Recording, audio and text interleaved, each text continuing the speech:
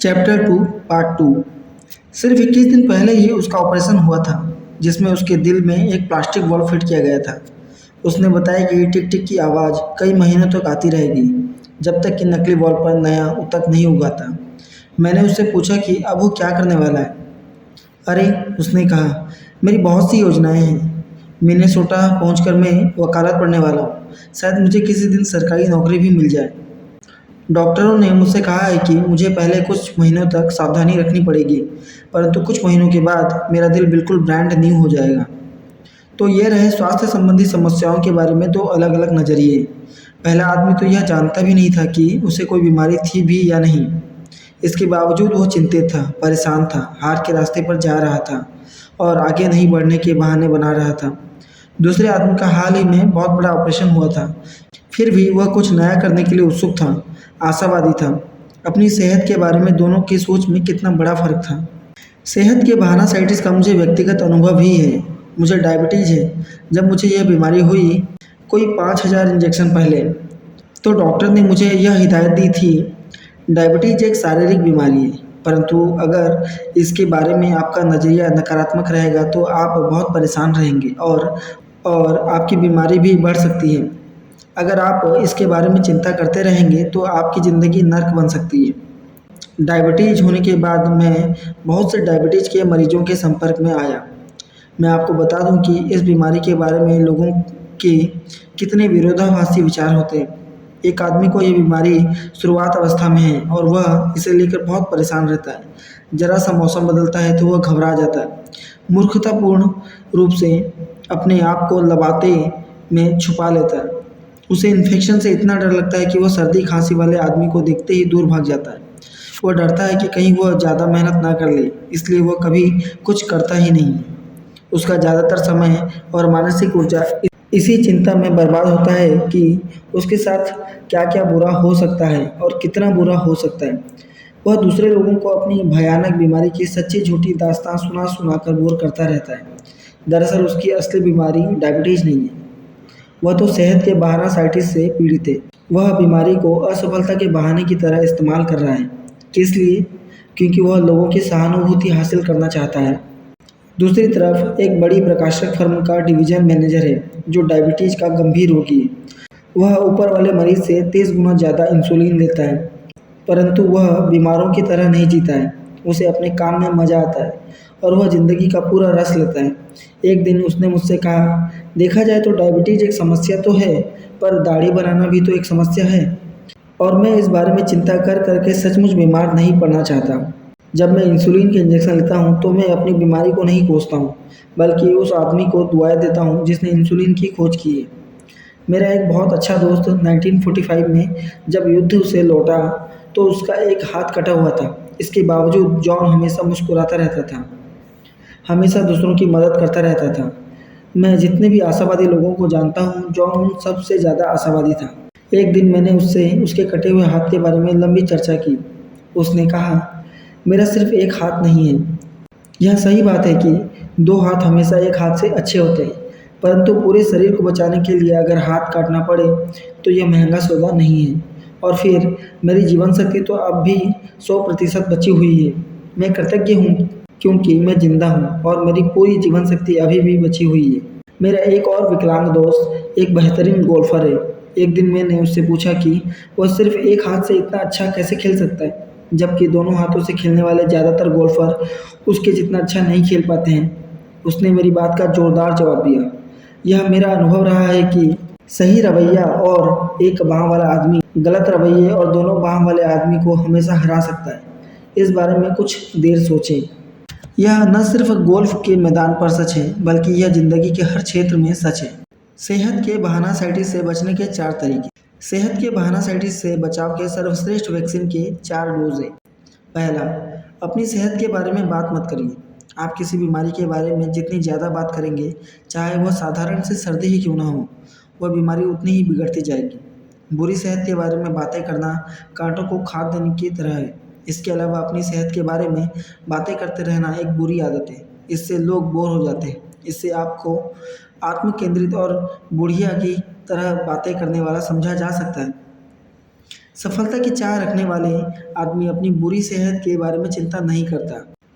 अपनी बीमारी का रोना रोने से आपको थोड़ी सहानुभूति तो मिल सकती है, परंतु जो आदमी हमेशा शिकायत करता रहता है, उसे कभी किसी का सम्मान, आदर या वफादारी नहीं मिल सकती। दूसरा, अपनी सेहत के बारे में फालतू की चिंता करना छोड़ दीजिए। डॉक्टर वॉल्टर विश्व प्रसिद्ध मेयो क्लिनिक में एमेरिटस कंसल्टेंट है। उन्होंने हाल ही में लिखा है, मैं हमेशा फिजूल की चिंता करने वाले लोगों को ऐसा न करने की सलाह देता हूँ। उदाहरण के तौर पर मैंने एक आदमी को देखा जिसे इस बात का पूरा भरोसा था कि उसका गाल ब्लेडर खराब है। हालांकि 8 बार अलग अलग क्लिनिकों में एक्सरे कराने पर भी उसका गाल ब्लेडर पूरी तरह सही दिख रहा था और डॉक्टरों का कहना था कि यह सिर्फ उसके मन का वहम है और दरअसल उसे कोई बीमारी नहीं है। मैंने उससे विनती की कि वह आप तो मेहरबानी करके अपने गाल ब्लेडर का एक्सरे करना छोड़ दे। मैंने सेहत का ज़रूरत से ज़्यादा ध्यान रखने वाले सैकड़ों लोगों को बार बार जबरन ईसीजी कराते देखा है और मैंने उनसे भी यही विनती की है कि वे अपनी बीमारी के बारे में फालतू की चिंता करना छोड़ दें। तीसरा, आपकी सेहत जैसी भी हो, आपको उसके लिए कृतज्ञ होना चाहिए। एक पुरानी कहावत है, मैं अपने फटे हुए जूतों को लेकर दुखी हो रहा था, परंतु जब मैंने बिना पैरों वाले आदमी को देखा तो मुझे ऊपर वाले से कोई शिकायत नहीं रही। इसके बजाय मैं कृतज्ञ हो चला, इस बात पर शिकायत करने की बजाय कि आपकी सेहत में क्या अच्छा नहीं है। आपको इस बारे में खुश और कृतज्ञ होना चाहिए कि आपकी सेहत में क्या अच्छा है। अगर आप कृतज्ञ होंगे तो आप कई असली बीमारियों से भी बचे रहेंगे। चौथा, अपने आप को यह अक्सर याद दिलाएं, जंग लगने से बेहतर है घिस जाना। आपको जीवन मिला है मज़े लेने के लिए, इसे बर्बाद मत कीजिए। ज़िंदगी जीने के बजाय अगर आप चिंता करते रहेंगे तो आप जल्दी ही किसी अस्पताल में भर्ती नजर आएंगे। बारहसाइटिस के 4 सबसे लोकप्रिय रूप का दूसरा पहलू। परंतु मेरे पास सफल आदमियों जितनी बुद्धि नहीं है। बुद्धि का बहाना साइटिस या मेरे पास उतनी बुद्धि नहीं है बहुत लोकप्रिय बहाना है। वास्तव में यह इतना आम है कि हमारे आसपास के तकरीबन 95% लोगों में किसी न किसी रूप में मौजूद रहता है। बहाना साइटिस के बाकी रूपों में तो आदमी बढ़ चढ़कर बातें करता है, परंतु इस किस्म के बहाना साइटिस यानी बुद्धि के बहाना साइटिस में आदमी चुपचाप दुखी होता रहता है। ज़्यादातर लोग दूसरों के सामने यह मानने को तैयार नहीं होते हैं कि उनमें पर्याप्त बुद्धि या समझ नहीं है, परंतु वे अंदर से यह बात महसूस करते हैं।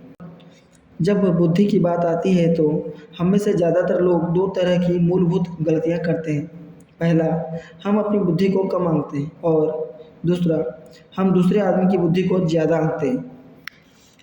इन गलतियों के कारण लोग काफ़ी नुकसान में रहते हैं। वे चुनौतीपूर्ण परिस्थितियों का सामना करने में असफल रहते हैं क्योंकि इनमें बुद्धि की ज़रूरत होती है और उनके हिसाब से उनमें बुद्धि है ही नहीं। परंतु तभी वहाँ एक ऐसा आदमी आता है जो बुद्धि के बारे में जरा भी विचार नहीं करता और उसे वह काम मिल जाता है। दरअसल महत्व इस बात का नहीं है कि आप में कितनी बुद्धि है, बल्कि इस बात का है कि जो आपके पास है, आप उसका किस तरह उपयोग करते हैं। आपकी बुद्धि की मात्रा से ज़्यादा महत्वपूर्ण है वह चिंतन या वह नज़रिया जो आपकी बुद्धि को दिशा दिखा रहा है। मुझे इस बात को दोहराने दें क्योंकि यह बहुत ही महत्वपूर्ण है। आपकी बुद्धि की मात्रा से ज़्यादा महत्वपूर्ण है वह चिंतन या वह नज़रिया जो आपकी बुद्धि को दिशा दिखा रहा है। देश के मशहूर डॉक्टर एडवर्ड टेलर से एक बार किसी ने यह सवाल पूछा, क्या कोई भी बच्चा वैज्ञानिक बन सकता है? टेलर ने जवाब दिया, वैज्ञानिक बनने के लिए तूफानी दिमाग की ज़रूरत नहीं होती है, न ही चमत्कारी याददाश्त की ज़रूरत होती है, न ही यह ज़रूरी है कि बच्चा स्कूल में बहुत अच्छे नंबरों से पास हो। वैज्ञानिक बनने के लिए केवल यह ज़रूरी है कि बच्चे की विज्ञान में काफ़ी रुचि हो। उसकी यह रुचि जितनी ज़्यादा होगी वो उतना ही बड़ा वैज्ञानिक बन सकता है। तो रुचि या उत्साह विज्ञान में भी महत्वपूर्ण होता है।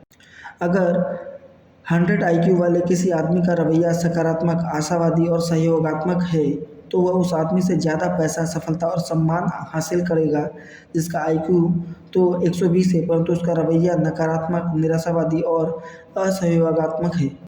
किसी काम में जुटे रहिए तब तक कि वह पूरा ना हो जाए, यही असली पते की बात है। आलसी आदमी की बुद्धि किस काम की? अक्सर जुटे रहने वाला आदमी उस बुद्धिमान और प्रतिभाशाली आदमी से ज़्यादा सफल होता है जो कोई काम पूरा नहीं करता है। जुटे रहने की क्षमता ही योग्यता का 95% हिस्सा है। पिछले साल मैं अपने कॉलेज के एक पुराने दोस्त चक से 10 साल बाद मिला। चक बहुत ही प्रतिभाशाली छात्र था और उसने ऑनर्स के साथ ग्रेजुएशन किया था। जब मैं उससे आखिरी बार मिला था तो उसका लक्ष्य था पश्चिमी नेब्रास्का में अपना बिजनेस खड़ा करना। मैंने चक से पूछा कि आखिरकार उसने किस तरह का बिजनेस खड़ा किया है। उसका जवाब था, मैं कोई बिजनेस खड़ा नहीं कर पाया। 5 साल पहले मैं तुम्हें यह नहीं बताता, 1 साल पहले भी नहीं, परंतु अब मैं इस बारे में बात करने के लिए तैयार हूँ। अब जब मैं अपने कॉलेज के दिनों की याद करता हूँ तो मुझे यह महसूस होता है कि मैं हर योजना की खामियां ढूंढने में माहिर था। मैं यह बता सकता था कि कोई बिजनेस क्यों चौपट हो जाएगा, कोई योजना क्यों असफल हो जाएगी, राह में कितनी मुश्किलें आएंगी। आपके पास बहुत सारी पूंजी होनी चाहिए। यह सुनिश्चित कर लें कि बिजनेस साइकिल सही हो। जो सामान हम बनाएंगे क्या उसकी बहुत मांग है? क्या स्थानीय उद्योग स्थिर और स्थायी है? और इसी तरह के 1001 सवाल जिनके जवाब ढूंढे बिना कोई बिजनेस शुरू करना खतरनाक हो सकता था। मुझे सबसे ज़्यादा कष्ट इस बात से होता है कि मेरे वे दोस्त जिनमें ज़्यादा बुद्धि नहीं थी या वे लोग जो कभी कॉलेज गए ही नहीं थे, उन्होंने अच्छे खासे बिजनेस खड़े कर लिए हैं, जबकि मैं वहीं का वहीं हूँ।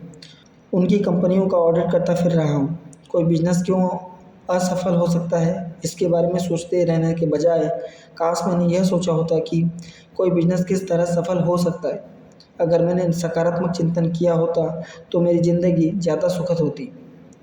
चक की बुद्धि से ज़्यादा महत्वपूर्ण था उसका सोचने का नज़रिया, जिसने चक की बुद्धि को गलत राह दिखाई। कई प्रतिभाशाली लोग क्यों असफल होते हैं? पिछले कई सालों से मैं एक ऐसे आदमी से संपर्क में हूँ जो बेहद प्रतिभाशाली है, जिसमें बुद्धि की कोई कमी नहीं है और उसके पास फी बेटा काप्पा की डिग्री है। इतनी बुद्धि होने के बावजूद वह असफल है। उसकी नौकरी भी सामान्य है। वह जिम्मेदारियों से घबराता है। उसने कभी शादी नहीं की। वह मानता है कि ज़्यादातर शादियों का अंत तलाक में होता है। उसके बहुत कम दोस्त हैं। लोगों से बातें करना उसे बोरिंग लगता है। उसने किसी तरह की जायदाद नहीं खरीदी है, इस डर से कि कहीं वह अपना पैसा गंवा ना दे। यह आदमी अपनी बुद्धि का इस्तेमाल करके यह सिद्ध कर देता है कि चीज़ें क्यों असफल होंगी। इसके बजाय उसे अपनी बुद्धि का इस्तेमाल करके यह सिद्ध करना चाहिए कि वह सफल किस तरह हुआ जाए। जैसा मैंने कहा, उसके पास बुद्धि की कमी नहीं है, सिर्फ उसके सोचने का नज़रिया गलत है और इसी कारण यह प्रतिभाशाली आदमी समाज को बहुत कम योगदान दे पा रहा है और उसने कोई रचनात्मक कार्य नहीं किया है। अगर वह अपना नज़रिया बदल ले तो वह बड़े बड़े काम कर सकता है। उसमें अद्भुत सफलता दिलाने वाला दिमाग तो है, परंतु उसका नज़रिया उतना ताकतवर नहीं है। मैं एक और ऐसे आदमी को जानता हूँ जो न्यूयॉर्क यूनिवर्सिटी से पीएचडी करने के बाद सेना में भर्ती हुआ। उसने सेना में 3 साल किस तरह बिताए, स्टाफ ऑफिसर के रूप में नहीं, न ही स्टाफ स्पेशलिस्ट के रूप में। इसके बजाय वह 3 साल तक सेना का ट्रक चलाता रहा। क्यों? क्योंकि उसके मन में अपने साथी सिपाहियों के प्रति नकारात्मक विचार भरे हुए थे। मैं उनसे श्रेष्ठ हूँ। सेना के नियम कायदों से वह चिढ़ता था। सारे नियम बकवास और मूर्खतापूर्ण हैं। अनुशासन को वह पसंद नहीं करता था। ये दूसरों पर लागू होता है, मुझ पर नहीं। यानी कि हर चीज़ के बारे में उसका नज़रिया नकारात्मक था, जिसमें वह खुद भी शामिल था। मैं कैसा मूर्ख था जो इस झमेले में आ फंसा और अब यहाँ से बाहर निकलने का कोई रास्ता नहीं ढूंढ पा रहा हूँ। ऐसे आदमी का आदर कौन करता? उसका सारा ज्ञान उसके दिमाग के गोदाम में भरा रहा और वहीं दफन होकर रह गया। उसके नकारात्मक विचारों ने उसे निठल्ला बना दिया था। याद रखिए, आपकी बुद्धि की मात्रा से ज़्यादा महत्वपूर्ण है वह चिंतन या वह नज़रिया जो आपकी बुद्धि को दिशा दिखा रहा है। पीएचडी की डिग्री भी इस मूलभूत सफलता के सिद्धांत के सामने हार जाती है। कई साल पहले मैं अपने करीबी दोस्त फिल के ऑफिस में बैठा था। फिल एक बड़ी एडवर्टाइजमेंट कंपनी में ऑफिसर था। फिल अपनी एजेंसी के मार्केटिंग रिसर्च का निदेशक था और उसका काम जोरदार चल रहा था। क्या फिल बहुत दिमाग वाला था? बिल्कुल नहीं। फिल को रिसर्च तकनीक का जरा भी ज्ञान नहीं था। उसे आंकड़ों की बिल्कुल समझ नहीं थी। वह कॉलेज ग्रेजुएट भी नहीं था। हालांकि उसके सभी मातहत कर्मचारी कॉलेज ग्रेजुएट थे और फिल यह दावा या नाटक भी नहीं करता था कि उसे रिसर्च के तकनीकी पहलू का ज्ञान है। फिर फिल्म में ऐसी क्या बात थी कि उसे साल भर में $30,000 मिलते थे, जबकि उसके मातहतों को सिर्फ $10,000 ही मिलते थे। फिल इंसानों का इंजीनियर था। फिल 100% सकारात्मक था। जब लोगों का उत्साह ठंडा पड़ जाता था तो फिल्म उन्हें प्रेरित कर सकता था। फिल्म उत्साही था, वह उत्साह पैदा कर सकता था।